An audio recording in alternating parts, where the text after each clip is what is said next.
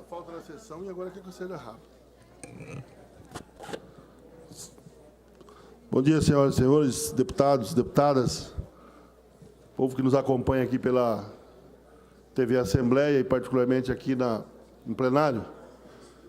Nobre presidente, eu tenho aqui dois assuntos para falar. Um, eu vou falar da não nossa preocupação, mas chamar a atenção pelo decreto que foi publicado no dia 16/3 de 2018, na edição 52, seção 1, página 16, atos do Poder Executivo. Regulamenta a Lei 8.629, de 25 de fevereiro de 1993, e a Lei 13.001, de 20 de junho de 2014, para dispor sobre o processo de seleção, permanência e titulação das famílias beneficiárias do Programa Nacional de Reforma Agrária.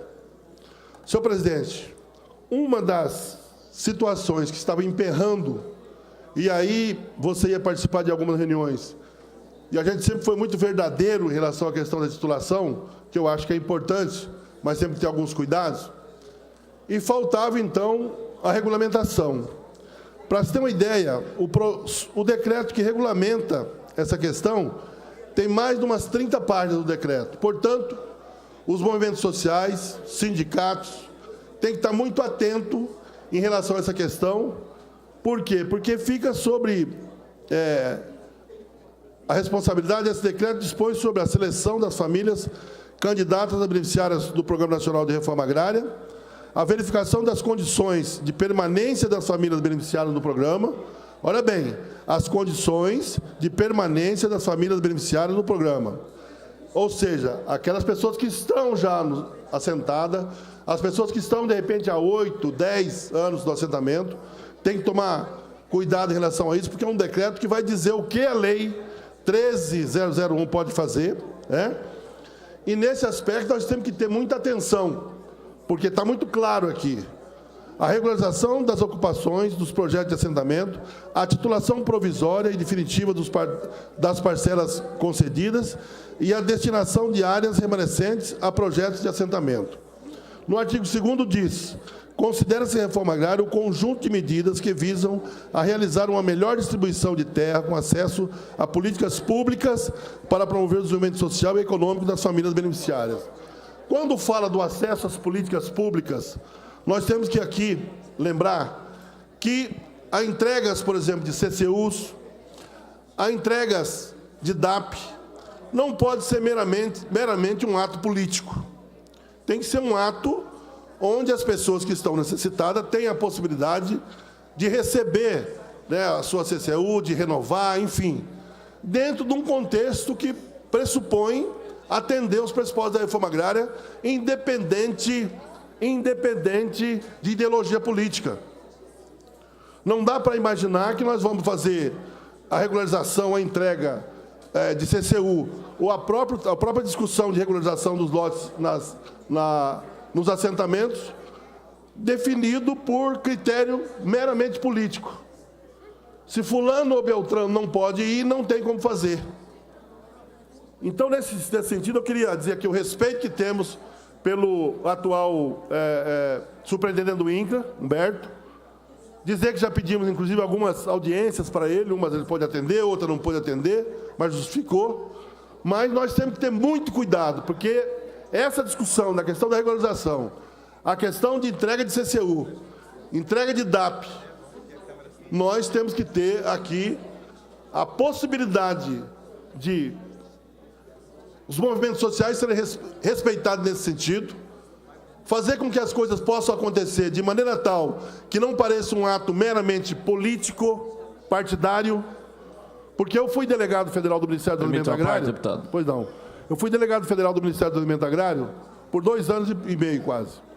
E nós entregamos 74 máquinas, 74 motoveladoras, sobre eu digo nós, até por uma questão de sair fora do egoísmo, nós assinamos o documento com todos os prefeitos, de uma motoveladora 0 km, um caminhão caçamba e uma rede escavadeira que foi entregue para todos os municípios com menos de 30 mil habitantes. E independente de cor partidária, não tiver um critério que foi da entrega, foi a forma mais rápida de ser entregue. E com detalhe, deputado Lício, e o município que Vossa Excelência representa assim como, tanto como eu, tá certo? O senhor, porque tem um pouco mais de raiz lá, o município de Iguatemi foi literalmente beneficiado lá na questão da reforma agrária. Recentemente teve lá uma entrega de CCU, uma titulação, que infelizmente eu não pude estar lá porque eu estava numa audiência pública aqui. Pedi para que o Tonheca, vereador lá de Eldorado, me representasse, e ele representou muito bem. Nós temos assessoria lá também que mora em Iguatemi, que é o Carlinhos, né? Porque naquele assentamento auxiliador, essa luta nós já vem travando, ela não é de hoje. Só lá nós entregamos mais de 30 resfriadores de leite lá para atender e organizar a produção de leite. Entregamos um caminhão para fazer o transporte de leite que deu, na verdade, a independência. E quero aqui registrar a forma como aquele povo produz leite lá. É um dos mais organizados do Mato Grosso do Sul. Então, essa questão da titulação, teve alguns que andou dizendo, olha, tem algumas contestações em relação à titulação, nós somos favoráveis, mas temos que ter critério, temos que entender de que o cara vai pegar o título da terra, vai ficar 3 anos de carência e pagar em 17 anos, não é dado. E eu concluo isso, passando uma parte para Vossa Excelência, porque tem uma situação que tem alguns que pregam que a reforma agrária, o cara vai lá para debaixo do barraco, fica lá e depois ganha o lote como se ele ganhasse o lote. Além da luta que ele tem que ter, depois ele tem que pagar pela titulação. Então, eu queria exatamente fazer essa observação, baseado nesse decreto, que saiu no dia 16/3 de 2018. O decreto tem mais de 30 páginas. Aqui tem que ser muito bem interpretado. Boa parte para Vossa Excelência, deputado. Deputado João Grandão, eu quero parabenizar Vossa Excelência por trazer a discussão nesta casa e dizer que, na verdade, existia uma esperança muito grande com relação a esse decreto. Claro. Porque nós temos assentamentos nesse estado que tem mais de 20 anos, 25 anos e que não foram titulados. O assentamento auxiliadora que aconteceu na sexta-feira, 20 anos. Uma festa muito grande. 20 anos que foram assentados, eles estavam lá aguardando. E esse entrave de não titular acaba causando dificuldade. Você vê, o assentamento bem colocado, Vossa Excelência, que já atendeu muito o assentamento auxiliadora, colocando resfriadores, equipamentos de máquinas agrícolas e tudo mais, é referência no estado e referência no Brasil. Por quê? Porque o município de Iguatemi é referência da bacia leiteira, com mais de 50, 60 mil litros dia de produção. E mais de 30 mil litros é produzido dentro do assentamento auxiliadora. Isso gera uma insegurança para aquele que está lá. Agora não, ele recebendo o título, ele vai começar a trabalhar, mas ele sabe que ele tem que pagar. Claro. Agora, o que traz de interessante nesse decreto, é exatamente poder titular aquele que não foi originário. Por quê? Porque nós passamos por problemas também. Eu fiz uma audiência pública aqui nesta casa, logo que eu cheguei, em briga do assentamento Itamaraty, porque o assentamento Itamaraty tem 840 pedidos de reintegração de posse, daqueles que não são os originários, que adquiriram depois. Mas pensa bem, o cidadão vai lá, pega um lote, fica 2 anos, 3 anos, fala, olha, eu não me identifiquei com isso aqui, não era o que eu pensava, foi lá e vendeu. Aí veio o seu Antônio lá, numa casinha, vendeu o único bem, a casinha que ele tinha lá, e foi lá e comprou o lote daquele cidadão e entrou para dentro. Mas ele está lá 10, 12 anos, deputado João Grandão, atingindo os objetivos da reforma agrária, atendendo, vivendo com a família dele, daquela terra, produzindo e atendendo os objetivos da regra da reforma agrária. É justo ir lá agora e fazer a reintegração e retirar esse cidadão e enfiar ele na beira da estrada, embaixo do barraco de lona? Não é. Então, eu acho que agora surge a oportunidade de poder titular essas pessoas que estão, na verdade, produzindo, vivendo dos objetivos da reforma agrária, vivendo com a sua família em cima da terra e regularizando isso. Eu acho que esse decreto veio exatamente dar essa oportunidade de titular aqueles que não foram originários, aquele que não teve acampado, mas que entrou, vamos dizer, pela janela, mas que está atingindo o objetivo da reforma agrária, que precisa ser também documentado para que ele possa cada vez mais ter a garantia e poder produzir. Esse que é o objetivo. Eu acho que o objetivo começa a ser atingido a partir de que a pessoa vai titular. Obviamente que não tem de grátis para ninguém. O cidadão sabe que ele tem que pagar. Claro. Ele ganha um lote para ter mesmo, para poder fazer mais. Senão, se não pagar, como é que vai atingir outros e fazer mais reforma agrária e adquirir mais terras para poder assentar outras famílias. Obrigado aí pela oportunidade. Eu queria trazer esse comentário na sua fala. Muito obrigado. Deputado, nós concordamos plenamente. O que nós fazemos no debate, queremos exatamente que isso aconteça, para não ter algum tipo de constrangimento onde pessoas que poderiam ser tituladas e, de repente, por uma situação ou outra, não é titulada. O artigo 7º, parágrafo 1º, diz o seguinte: for ocupante de não poderá ser selecionado como beneficiário do Programa Nacional de Reforma Agrária e terá indeferida sua inscrição de leite lá para atender e organizar a produção de leite. Entregamos um caminhão para fazer o transporte de leite que deu, na verdade, a independência. E quero aqui registrar a forma como aquele povo produz leite lá. É um dos mais organizados do Mato Grosso do Sul. Então, essa questão da titulação, teve alguns que andou dizendo, olha, tem algumas contestações em relação à titulação, nós somos favoráveis, mas temos que ter critério, temos que entender de que o cara vai pegar o título da terra, vai ficar 3 anos de carência e pagar em 17 anos, não é dado. E eu concluo isso, passando uma parte para Vossa Excelência, porque tem uma situação que tem alguns que pregam que a reforma agrária, o cara vai lá para debaixo do barraco, fica lá e depois ganha o lote como se ele ganhasse o lote. Além da luta que ele tem que ter, depois ele tem que pagar pela titulação. Então, eu queria exatamente fazer essa observação, baseado nesse decreto, que saiu no dia 16/3 de 2018. O decreto tem mais de 30 páginas. Aqui tem que ser muito bem interpretado. Boa parte para Vossa Excelência, deputado. Deputado João Grandão, eu quero parabenizar Vossa Excelência por trazer a discussão nesta casa e dizer que, na verdade, existia uma esperança muito grande com relação a esse decreto. Claro. Porque nós temos assentamentos nesse Estado que tem mais de 20 anos, 25 anos e que não foram titulados. O assentamento Auxiliadora, que aconteceu na sexta-feira, 20 anos. Uma festa muito grande. 20 anos que foram assentados, eles estavam lá aguardando. E esse entrave de não titular acaba causando dificuldade.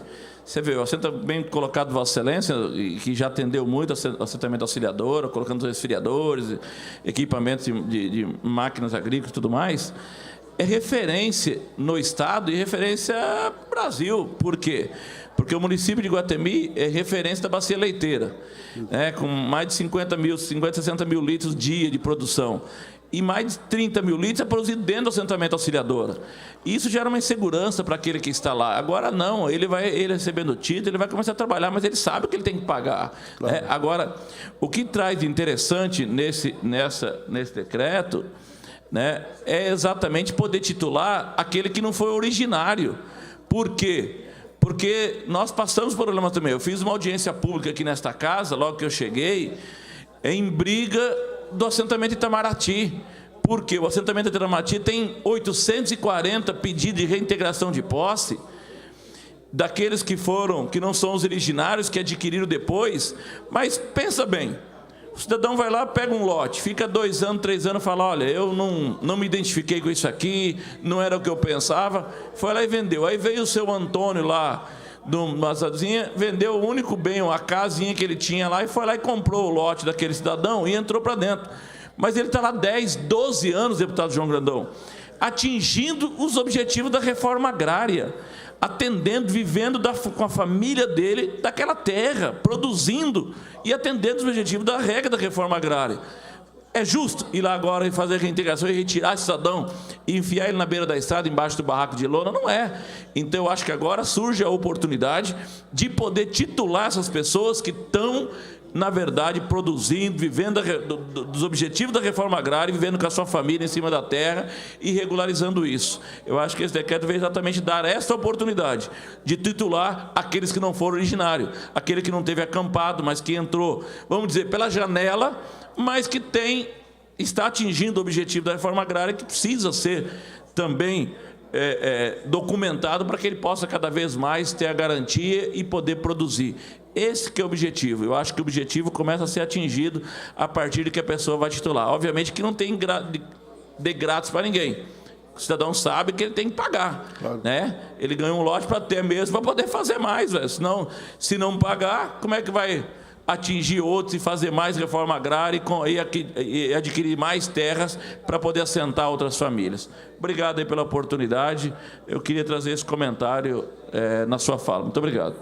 Deputado, nós concordamos plenamente. O que nós fazemos debate, queremos exatamente que isso aconteça, para não ter algum tipo de constrangimento onde pessoas que poderiam ser tituladas e, de repente, por uma situação ou outra, não é titulada. O artigo 7º, parágrafo 1º, diz o seguinte: for ocupante de cargo, não poderá ser selecionado como beneficiário do Programa Nacional de Reforma Agrária e terá indeferida sua inscrição quem, na data da inscrição para a seleção, for ocupante de cargo, emprego ou função pública remunerada. Olha bem, diz assim, olha, quando, na data da inscrição para a seleção, for ocupante de cargo, emprego ou função pública remunerada. Observou o artigo, da seleção. De repente, tem situações, porque o filho foi estudar e, de repente, passou num concurso, está tendo problema, por quê? Porque passou num concurso e está sendo considerado como funcionário público.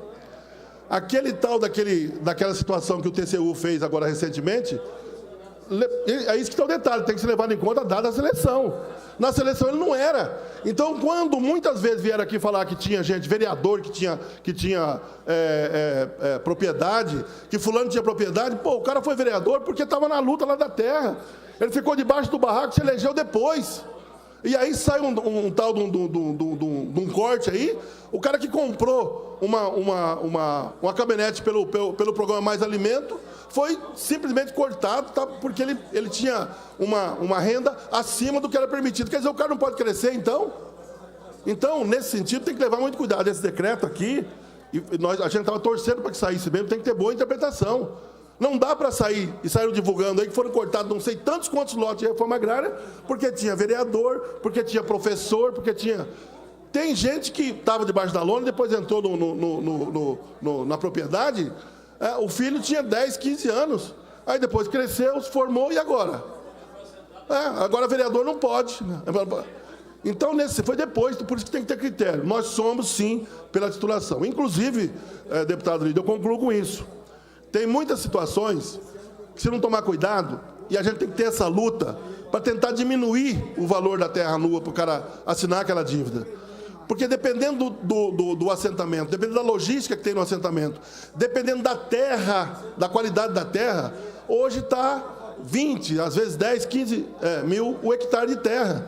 Então, ao invés dele ficar com a titulação, ao invés de ele ficar com a tranquilidade da titulação, ele fica com uma dívida ainda maior. Então, nós temos que ter esse cuidado. Por quê? Porque a partir do momento que ele pega o título, ele passa a ter aquele seu lote como garantia real.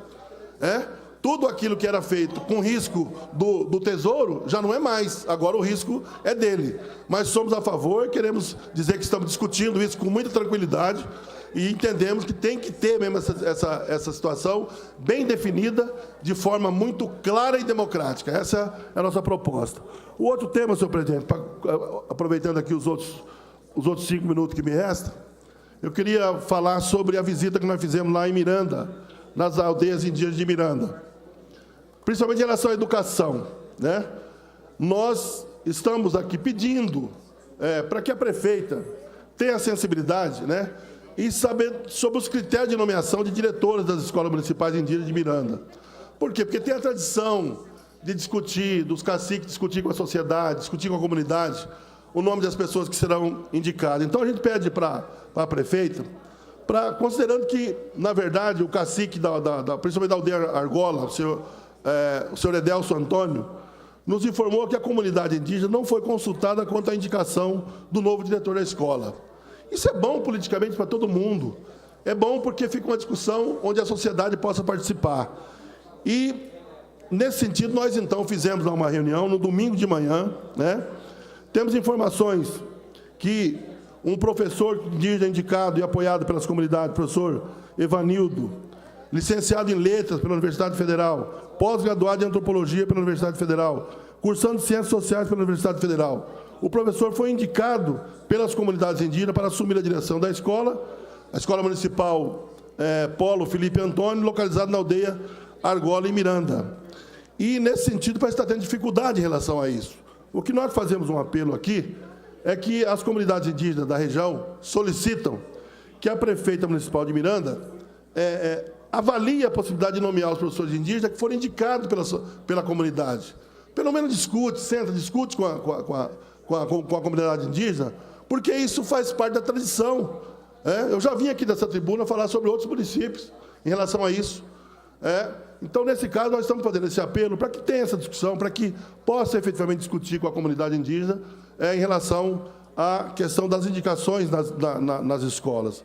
Então, nesse caso, senhor presidente, eu concluo com isso, a gente faz um apelo, nós não estamos aqui, poderia ter feito um requerimento, mas estamos fazendo aqui um apelo para que a prefeita possa ouvir a comunidade indígena, possa efetivamente conversar com a comunidade indígena sobre a questão da indicação ali naquelas escolas no município de Miranda nós tivemos. E trazer também aqui a nossa alerta em relação ao decreto que regula a questão das titulações, enfim. Fazer com que as coisas possam acontecer da forma mais democrática possível e que a gente possa produzir, porque reforma agrária, com certeza, significa produção. E amanhã nós vamos provar aqui, por A mais B, deputado Amarildo, que a reforma agrária é viável e que a reforma agrária produz. Amanhã nós vamos apresentar aqui a produção de arroz orgânicos, produzido por os assentados da reforma agrária. Então, resultado concreto, porque teve uma situação aqui que falaram que a reforma agrária era uma favela rural e só produzia calango. Eu não acredito nisso. Eu acredito na reforma agrária, com certeza.